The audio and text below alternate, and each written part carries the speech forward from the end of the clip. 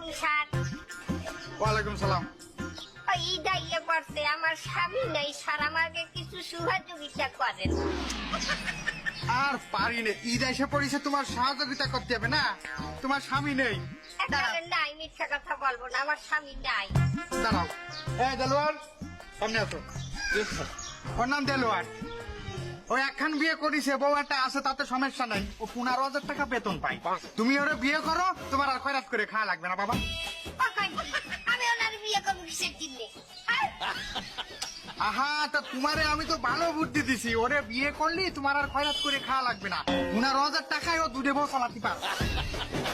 আর মেজাজটা গরম হয় না, আমি চাই সাহায্য, আমার দিতে চাই বিয়া। আমার স্বামী আছে না? এই, এই, তুমি তো কেবলই কইলে তোমার স্বামী নেই, তোমার একটু সাহায্য করছি।